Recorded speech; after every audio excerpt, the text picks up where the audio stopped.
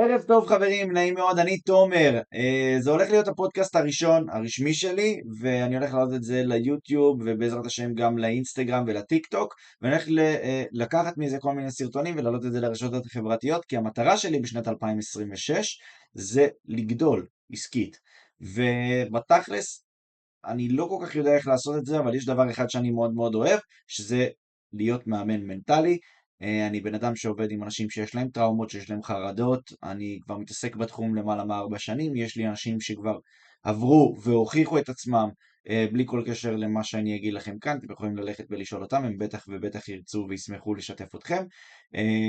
אבל בכל מקרה, אני כאן כדי לשתף קודם כל גם את הדרך שלי, את הרעיונות שלי, את מה שאני חושב, את איך שאני תופס את העולם של ההתפתחות האישית, את ההתפתחות המנטלית, ואם אני יכול לתת ערך לעוד אנשים שהם לא המתאמנים שלי, ואולי לעזור לעוד אנשים בדרך, אז עשיתי את שלי.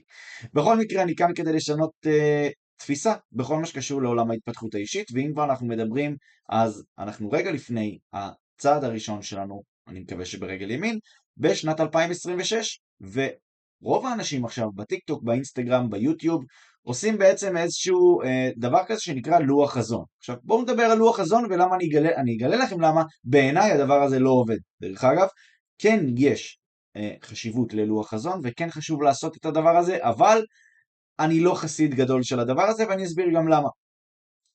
לוח חזון בגדול, למי שלא מכיר ולמי שלא יודע, זה איזשהו לוח שבעיקרון המטרה שלו היא בעצם לשקף איזושהי תחזית מסוימת שאני רוצה שיהיה לי לשנת 2026. קודם כל, בוא'נה, זה פעם ראשונה שאני מדבר למצלמה ואני מרגיש נהדר, וזה כיף, אז תודה לעצמי על הפרגון לי, ותודה לכם אם אתם נהנים עד כה, דקה 55, תומר תתקדם אחי. בכל מקרה, לוח חזון זה משהו שהוא לעצמי בגדול, בסדר? זה לי. אני רוצה לדעת מה אני רוצה להשיג בשנת 2026, ולמה אמרתי שזה לא עובד, ואני אסביר. לוח חזון הוא נמצא במרחב היצירה. מה זה מרחב היצירה? אוקיי, בוא נסביר קודם כל את הבסיס. יש שני מרחבים שאנשים, שבני אדם נמצאים בהם, מרחב היצירה ומרחב ההישרדות. מה זה מרחב היצירה? מרחב היצירה הוא מרחב שבו אדם נמצא, כשמו כן הוא, ביצירה. זאת אומרת בבנייה, בתהליכיות של צמיחה והתקדמות, אוקיי? זה יצירה. מלבד זה, מהקצה השני של הסקאלה, יש לנו את מרחב ההישרדות. מרחב ההישרדות זה מרחב שבו אנחנו, בני האדם, נמצאים במרחב שבו אנחנו, כשמו כן הוא, שורדים את היומיום שלנו, את החיים שלנו, את הקשיים, את האתגרים וכו' וכו' וכו' וכו'. רוב האנשים נמצאים במרחב ההישרדות, אוקיי? זה מובן מאליו. למה? כי בסוף המוח שלנו הוא מוח הישרדותי, וכדי שאנחנו נוכל לעבור ממרחב ההישרדות למרחב היצירה, אנחנו צריכים לעבור דרך מסוים.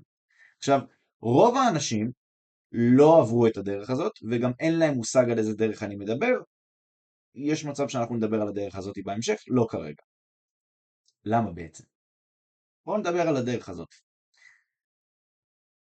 אני אפילו לא יודע מאיפה להתחיל.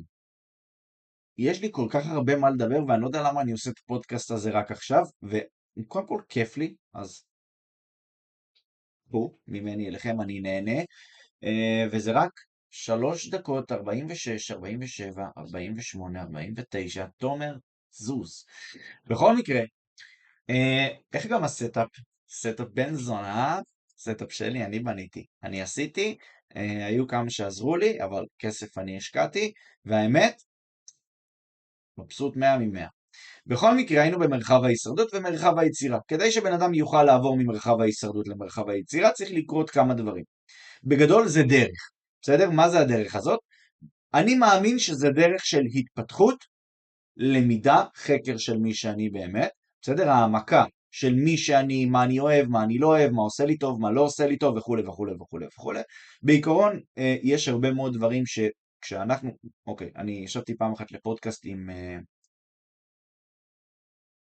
לא זוכר, איזה בחור אחד שהוא מאוד מאוד מוכר בטיקטוק, שאני לא זוכר את שמו, לא רלוונטי, שהוא דימה את זה בצורה שהיא מאוד מאוד יפה. כל הנושא הזה של התפתחות אישית, בעיניי, אני לקחתי את זה מהפודקאסט הזה, אני אשים גם למטה את הלינק לצפייה בפודקאסט הזה. בכל מקרה, הוא תיאר את זה בצורה מאוד מאוד יפה. התפתחות אישית זה כמו שאתה נכנס למקלט, אוקיי? שהוא חשוך. עכשיו, כל עוד אתה נכנס למקלט בקומה של -1, דמיינו לעצמכם שאתם בחדר מדרגות, נכנסים לבניין ישן, בסדר? כמו הבניינים של פעם, נכנסים לתוך הבניין מהשביל שלו, יש שתי אפשרויות, או שאתם עולים במדרגות למעלה, לא, את זה אנחנו לא מדברים, אנחנו מדברים בעצם על המדרגות שלמטה. המדרגות שלמטה מובילות בעצם לתוך מקלט.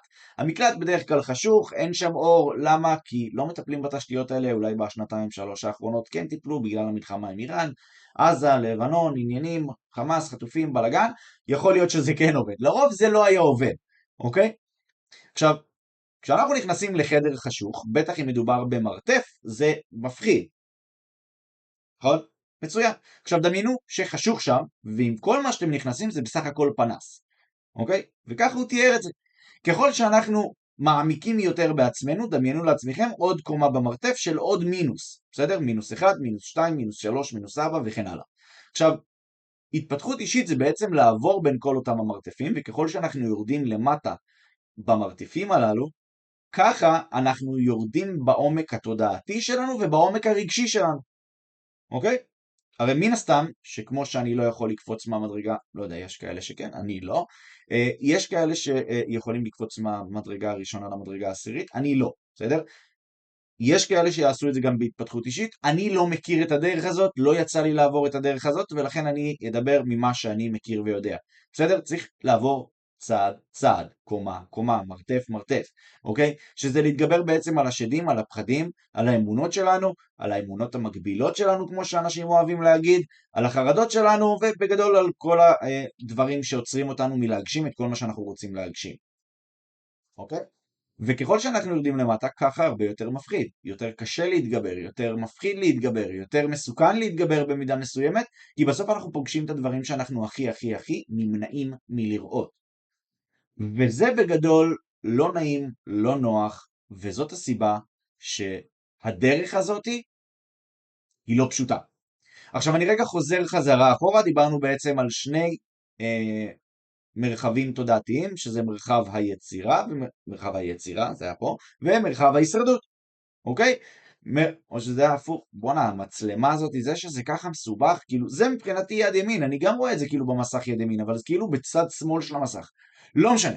בכל מקרה מה שאני אומר, המרחב ההישרדותי שלנו והמרחב היצירה שלנו, בסדר, שני מרחבים שונים, דיברנו עליהם בהתחלה, אני רק מסביר איך זה קשור בעצם לכל שאר המרתפים שדיברתי עליהם עד עכשיו. המרתפים הם בעצם הדרך שאני צריך לעבור מהמרחב ההישרדותי עד המרחב של היצירה.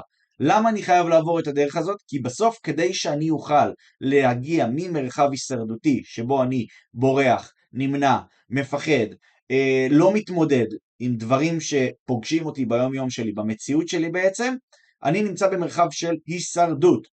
קשה מאוד לאורך זמן ליצור איזושהי מציאות שונה מהמציאות שאני חי אותה היום, אם אני לא מתמודד עם השדים הכי גדולים שלי. וזה בדברים הכי פשוטים. איך אני יכול, עולה לי להקים עסק, אבל עזבו להקים עסק, בסדר? איך אני יכול איך אני יכול ללכת לרעיון עבודה, אם אני אשכרה חסר ביטחון? בוא נדבר על הדבר הכי פשוט בעולם. אני רוצה ללכת לרעיון עבודה ואני חסר ביטחון. אני מאמין על עצמי, בסדר? שאני גרוע, שאני אפס, שאני לא טוב במה שאני עושה, ושאין לי סיכוי להתקבל לעבודה שהיא רצינית של אנשים בוגרים, ולא, לא יודע מה, שליח, whatever, בסדר? כל עבודה כבודה במקום המונח, בסדר? אבל לצורך הדוגמה, אנחנו כן יכולים להסכים על זה שעבודה כשליח דורשת פחות מאמצים שכליים סלש כל דבר אחר, מאשר לצורך העניין בן אדם שעובד בהייטק, אוקיי?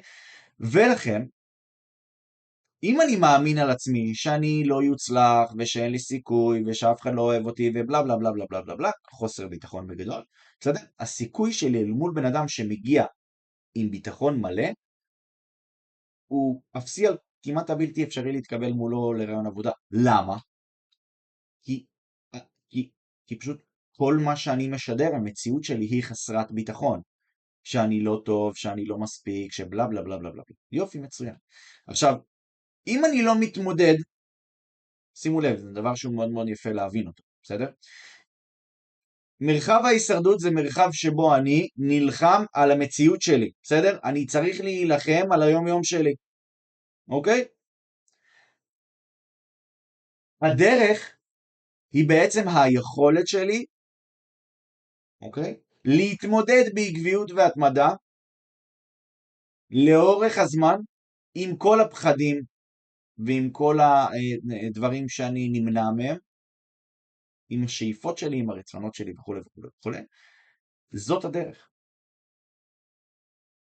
כדי שאני אוכל להתגבר על מרחב ההישרדות שדיברנו עליו מקודם, אני חייב להתגבר על הדרך. כי אני לא יכול להגיע לפסגת ההר בלי לעבור את הדרך להר. אני לא יכול להיות בן אדם שהוא בעל ביטחון בלי להתמודד בעצם עם חוסר הביטחון. אני לא יכול להתקבל לעבודה, חלומותיי או לא, לא באמת רלוונטי, אני לא יכול להתקבל לאיזושהי עבודה בלי לעבור את הרעיון.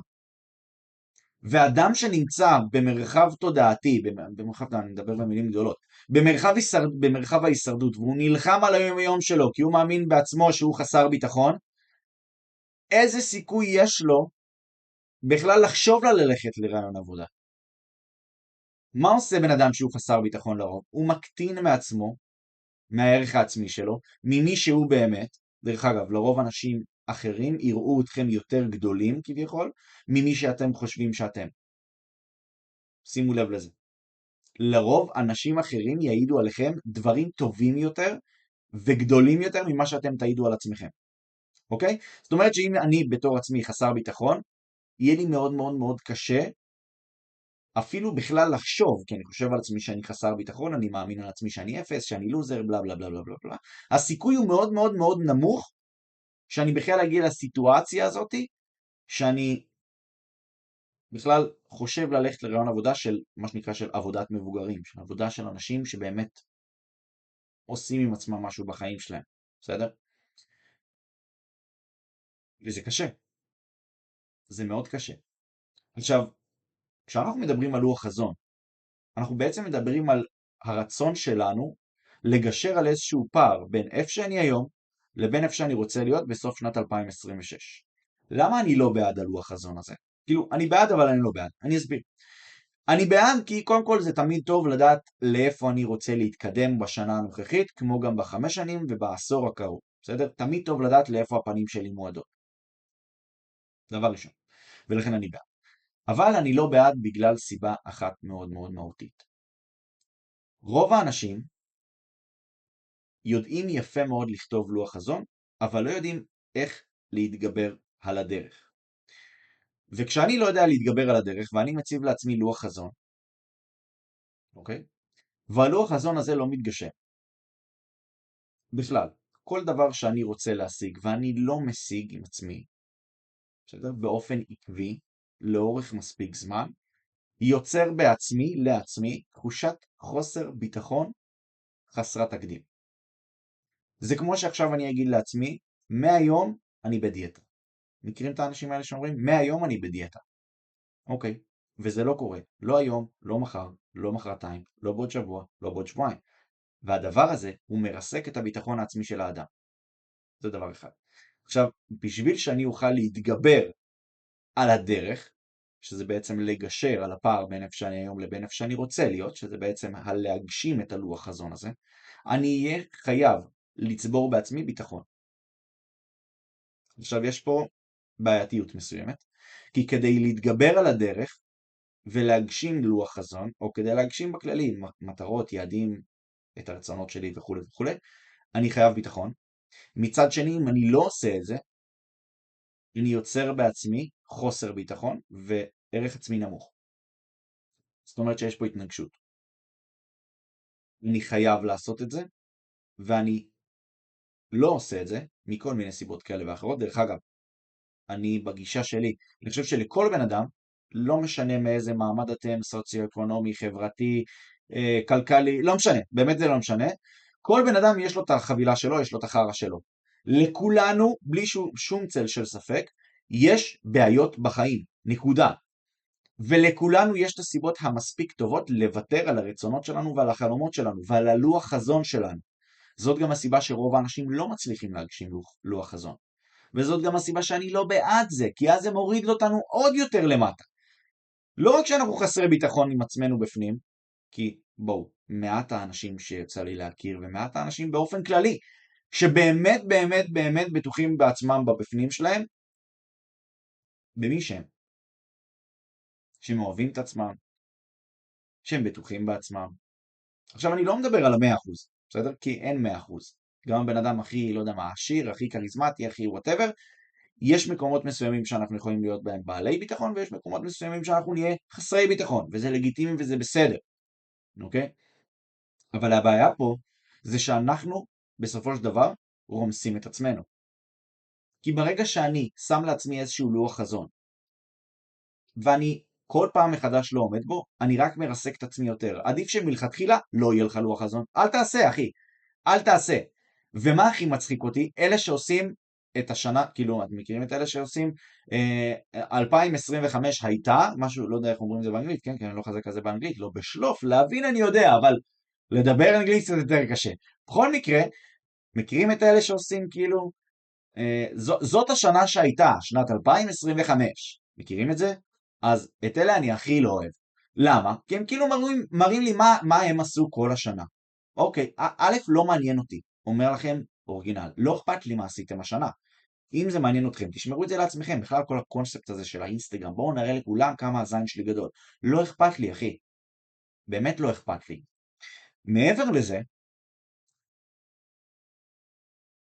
רוב האנשים בשנה שחלפה, כמו גם בשנה הקרובה, לא יעשו יותר מדי, וזה בגלל מה שאמרתי מקודם. יש לנו מספיק בעיות, מספיק אתגרים, מספיק חרדות, מספיק פחדים, ואת הסיבות המספיק טובות ללמה אנחנו לא עושים את מה שאנחנו יודעים שאנחנו צריכים לעשות כדי להגשים את החלומות שלנו. עזבו, לא חלומות, רצונות, בסדר? בגלל זה אין צורך בלוח חזון. ושוב, אין בעיה, תעשו לוח חזון. אבל אני חושב שזה פשוט הרבה יותר יהרוס אתכם מאשר שזה יבנה אתכם. כי כל פעם שאנחנו עושים לוח חזון עוד שנה ועוד שנה ועוד שנה ועוד שנה, ושום דבר לא קורה, זה מרסק אותי. אני אומר, בונה, אני חתיכת אפס. מה עשיתי השנה? גללתי באינסטגרם, גללתי בטיקטוק, שלא תבינו לא נכון, אני גם נופל בזה. אין בזה בעיה. חוכמה היא לא ליפול, היא ליפול ולדעת לקום. עכשיו זה משפט שקצת סותר את מה שאמרתי מקודם. אם נפלתם, אז החוכמה זה שתקומו, ותעשו, ושתתגברו.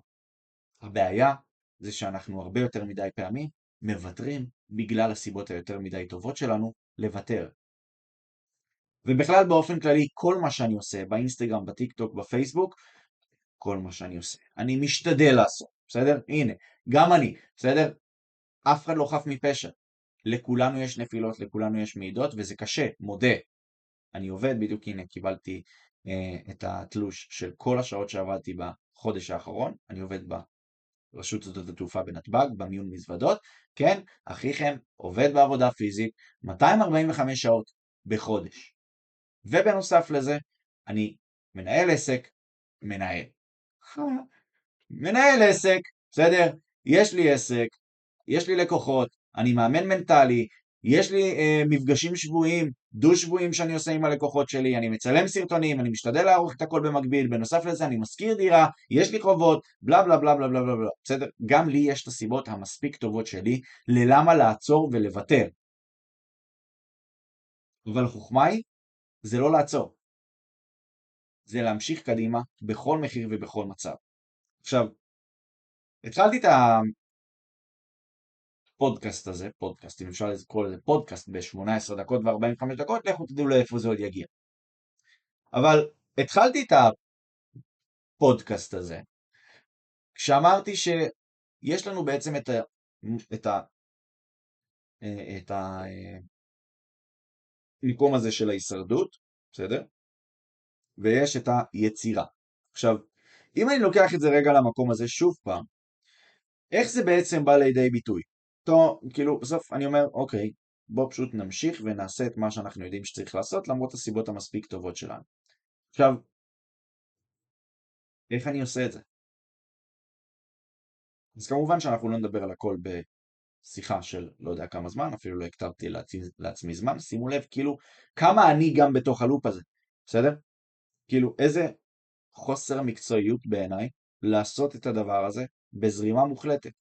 אבל מצד שני, זה יפה, כי הנה עשיתי את זה. אתם יודעים כמה זמן אני רוצה לעשות את השיט הזה? וואי, מלא. ובגלל זה גם קניתי את הסטאפ הזה. דרך אגב, הווילון נתלה לפני איזה שבועיים. עדיין לא עשיתי את הפודקאסט הזה. המיקרופון הזה, אצלי כבר איזה חודש. אוקיי? יש עדיין דברים שעדיין לא קניתי לחדר, שאני צריך להוסיף לחדר. דרך אגב, עכשיו שאני חושב על זה, אני לא יודע אם תראו את זה או לא, רק רגע.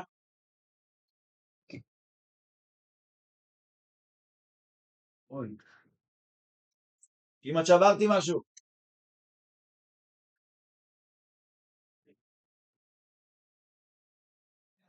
לא ממש רואים את זה, אבל כן רואים את זה בקטנה. יש לי לד כחול שגם תליק לי. אוקיי, אז אם כבר, אז... בכל מקרה, מה שאני אומר זה יצר ההישרדות שלנו ומרחב היצירה. מרחב ההישרדות ומרחב היצירה, בסדר? בגדול, מרחב ההישרדות ומרחב היצירה האלה הם שני מרחבים שאנחנו חייבים. לא משנה, כן לוח חזון, לא לוח חזון, כן התפתחות אישית, לא התפתחות אישית. בסוף, מרחב הישרדות ומרחב יצירה הם חלק בלתי נפרד מהחיים שלנו.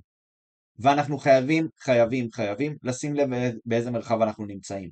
כי היכולת שלנו, ביום יום שלנו, לעבור בין מרחב ההישרדות למרחב היצירה, הוא קריטי כדי שאנחנו נוכל להגשים לא רק לוח חזון, את המטרות, את היעדים, את הרצונות שלנו בגדול.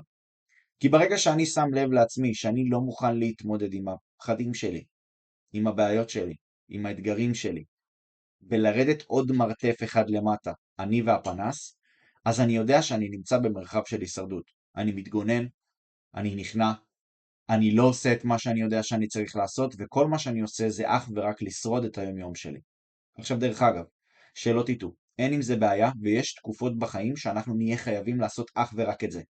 וגם לי היה את זה. וזה בסדר. למה? כי לפעמים החיים דוחקים אותנו למקומות האלה. יש לי מתאמנים שאני מתעסק איתם אך ורק בלשרוד את החיים. אוקיי? יש לי הרבה מאוד מתאמנים שקשה להם בחיים. באמת. אנשים שעברו פגיעות מיניות, אנשים שעברו טראומות. בסדר? אנשים שבאמת, קחו הכי רחוק את הדמיון שלכם, הם חוו את זה. התעללות פיזי, הכל. יש אנשים שיש להם סיבות מספיק טובות. ודרך אגב, מרחב היצירה שלהם בחיים, בשונה ממה שאנשים אולי נוטים לחשוב, מרחב היצירה שלהם בחיים הוא מרחב העקביות וההתמדה. כי ברגע שבן אדם, כל מה שיעדו אותו להיות בגיל 10, 12, 18, להיות או בכלא או מת, מבחינתו להיות שורד, בן 33 עם 3 ילדים ואישה עשוי, זה בן אדם שהוא נמצא חזק מאוד במרחב היצירה. מאוד. אוקיי? זאת אומרת שזה יכול להיות מאוד מאוד מתעתע, אבל בגדול אנחנו רוצים לוודא שאנחנו נהיה במרחב היצירה ולא במרחב ההישרדות. כי ברגע שאני במרחב היצירה, יש לי את ההזדמנות ויש לי את היכולת ליצור את המציאות שאני רוצה. וכדי שאני אוכל ליצור את המציאות שאני רוצה, אני בהכרח אהיה חייב להתמודד עם כל הקשיים, הפחדים, הבעיות, האתגרים וכו' וכו' וכו'. אז קודם כל היה לי מאוד כיף. 23 דקות, 22 שניות, סך הכל יפה. אני אעשה את זה עוד, מבטיח, אני אעשה את זה עוד. זה פעם ראשונה שאני פותח מצלמה ומדבר כל כך הרבה זמן לעצמי, ואני גם ממש רואה אותי. אז בכל מקרה, אני מאוד מאוד מקווה שנהנתם. אני כמובן אשתף את זה ברשתות החברתיות, ביוטיוב, באינסטגרם, בפייסבוק, טוויטר, אין לי, אז חבל לכם אנשי טוויטר, אבל טיק טוק אמרתי. אז בקיצור, בכל הרשתות החברתיות האלה, אם אהבתם, אם נהנתם, וואלה, הנה, יודעים מה? התחייבות, סבבה? אני מהיום הולך לעשות, כל שבוע הולך לפתוח את המצלמה ולדבר. אין לי מושג על מה, אין לי מושג איך, אבל אני הולך לעשות את זה. למה? כי החלטתי. יש פה חצי חיוך. תומר, אתה צריך לעמוד בזה. אוקיי, בסדר.